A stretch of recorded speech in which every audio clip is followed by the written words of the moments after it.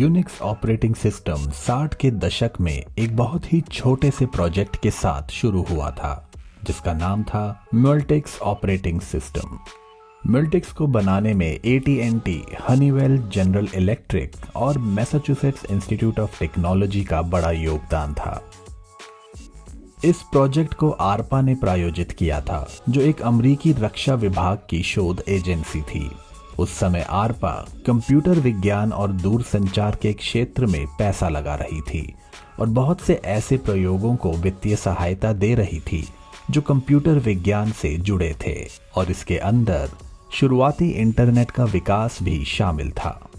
इस operating system की मुख्य विशेषता इसका डिजाइन था, जो तब भी काम करता रहता था जब कंप्यूटर बंद हो जाए या उसका कोई पार्ट काम करना बंद कर दे या फिर किसी पार्ट्स का आपस में कनेक्शन टूट जाए, और इस तरह से उपयोगकर्ता खराब हुए उपकरणों को बदल सकता था और जो पहले से ही सही उपकरण थे उनको कंप्यूटर में नए उपकरणों के साथ इस्तेमाल कर सकता था, और इस तरह से नए उपकरण लगाकर एक सिस्टम को आगे बढ़ाया जा सकता था जिसमें ज्यादा मेहनत और खर्चा नहीं आता था। 1969 में AT&T ने यह निर्णय लिया कि वह मल्टिक्स प्रोजेक्ट को बंद कर देगा। डेनिस रिशी और केन थॉम्पसन, जो AT&T बेल लेबोरेटरीज में काम करते थे, वे उस समय यूनिक्स ऑपरेटिंग सिस्टम पर काम कर रहे थे जो काफी हद तक मल्टिक्स से मिलता जुलता था। डेनिस रिची ने यूनिक्स के लिए C प्रोग्रामिंग भाषा का निर्माण किया, जो काफी आसान भाषा थी जिसे आसानी से सीखने के साथ आगे बढ़ाया जा सकता था और जो आज भी बहुत से सॉफ्टवेयर प्रोग्रामर की मनपसंद प्रोग्रामिंग भाषा है। थॉम्पसन और रिची ये पहले दो प्रोग्रामर थे जिन्हें यह लगा कि कंप्यूटर टेक्नोलॉजी उस उन्नत स्टेज तक आ पहुंची है जिसमें यह संभव है कि पूरा operating system high level programming language में लिखा जा सके, जैसे C प्रोग्रामिंग भाषा, जो बिना किसी पुरानी मशीन लैंग्वेज के इस्तेमाल के काम में ली जा सकती थी। यूनिक्स ऑपरेटिंग सिस्टम के विकास में C प्रोग्रामिंग भाषा का इस्तेमाल करना काफी फायदेमंद रहा क्योंकि यह प्रोग्रामर को आसानी से समझ में आ जाती थी।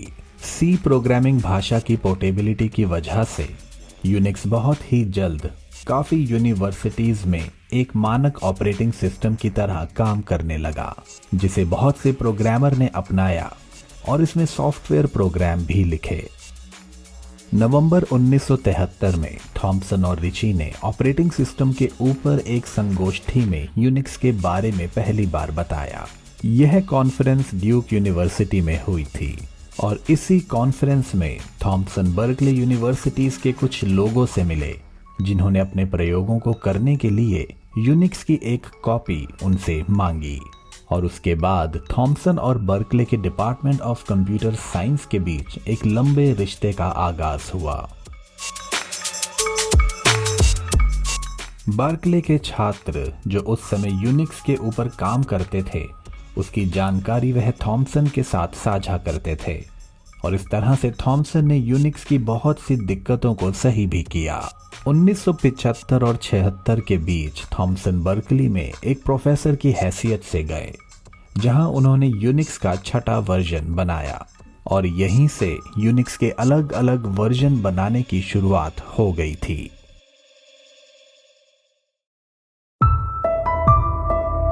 एक परिपक्व ऑपरेटिंग सिस्टम होने के बावजूद भी AT&T ने यूनिक्स ऑपरेटिंग सिस्टम की कभी मार्केटिंग नहीं की। हालांकि AT&T बहुत सी यूनिवर्सिटीज को बिना किसी कीमत के यूनिक्स ऑपरेटिंग सिस्टम के इस्तेमाल की इजाजत देती रही थी, लेकिन इसका मतलब यह नहीं था कि वह इस ऑपरेटिंग सिस्टम को आम जनता को भी दे दे। AT&T ने यूनिक्स ऑपरेटिंग सिस्टम को एक तरीके के रहस्य में रखा। जब यूनिक्स की लोकप्रियता बढ़ने लगी तब बहुत सी अलग अलग सॉफ्टवेयर कंपनियों ने यह निर्णय लिया कि वह अपने खुद के यूनिक्स के वर्जन पर काम करेंगी और उसी को आगे बढ़ाएंगी। 1977 में थॉम्पसन ने बर्कली छोड़ दिया लेकिन उनके दो छात्र बिल जॉय और चक हैली, इन्होंने यूनिक्स कर्नल को बनाने में अपनी रुचि दिखाई। कर्नल यानी ऑपरेटिंग सिस्टम की आत्मा, यह वह भाग होता है जिसके ऊपर पूरा ऑपरेटिंग सिस्टम निर्भर करता है। इन दोनों के काम की वजह से बर्कले सॉफ्टवेयर डिस्ट्रीब्यूशन अस्तित्व में आया। यह यूनिक्स को बांटने का एक तरीका था, जिससे यूनिक्स ऑपरेटिंग सिस्टम की कॉपी किसी भी मशीन पर बहुत आसानी से इंस्टॉल की जा सकती थी। हालांकि यूनिक्स को लेने के लिए बिली जॉय से संपर्क करना होता था, जो उपयोगकर्ता को एक टेप में यूनिक्स की प्रतियां देते थे।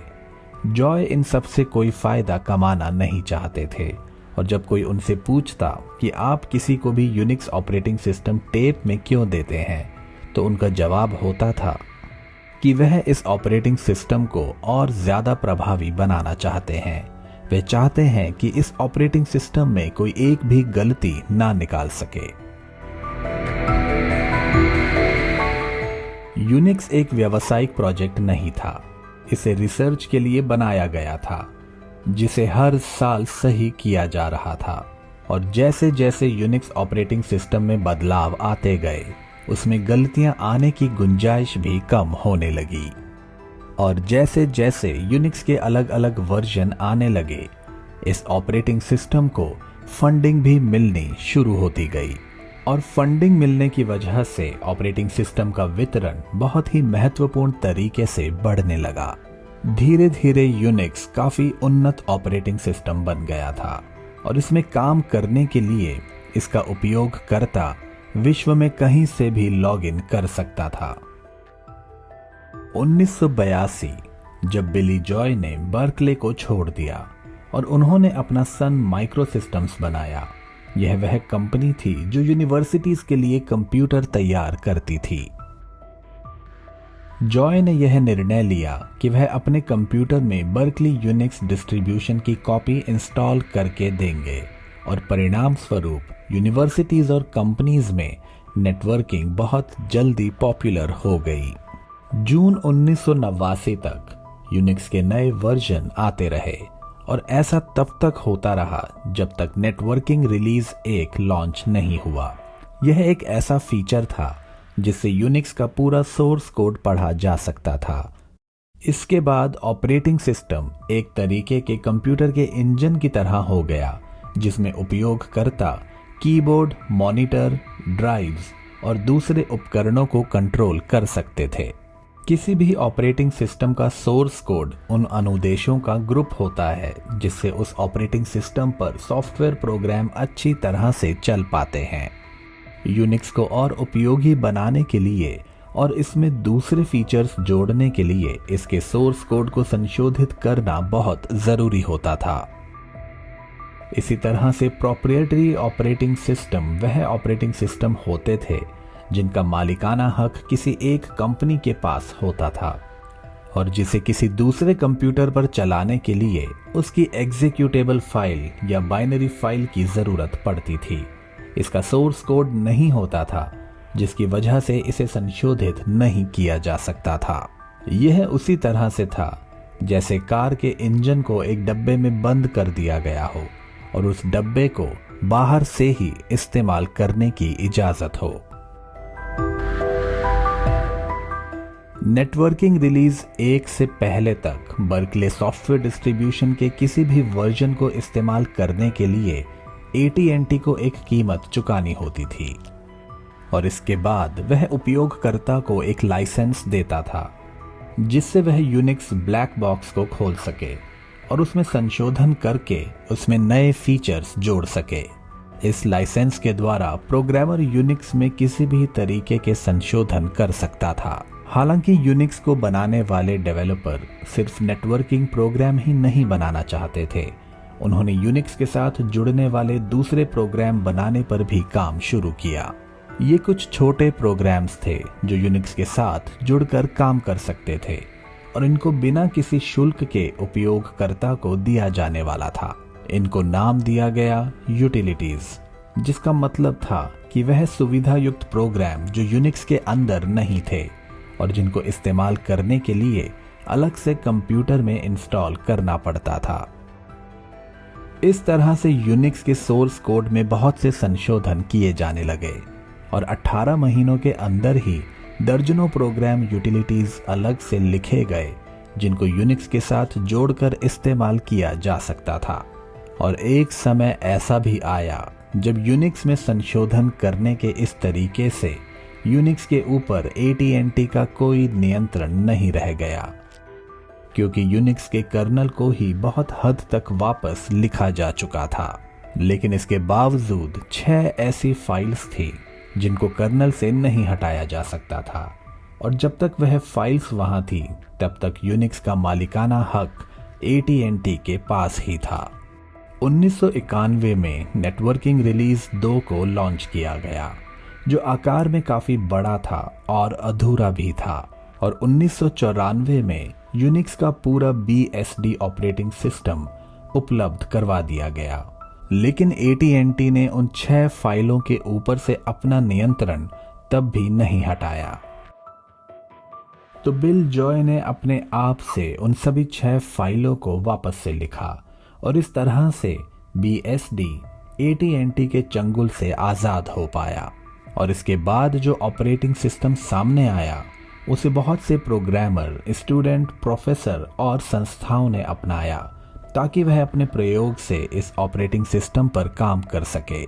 1992 में बिल ने यूनिक्स को इंटेल 80386 कंप्यूटर माइक्रोप्रोसेसर के लिए भी बनाया, और इसके कुछ महीनों के बाद जो भी उपयोगकर्ता इस ऑपरेटिंग सिस्टम का इस्तेमाल कर रहे थे उन्होंने एक ग्रुप बनाया जिसका नाम रखा गया NetBSD।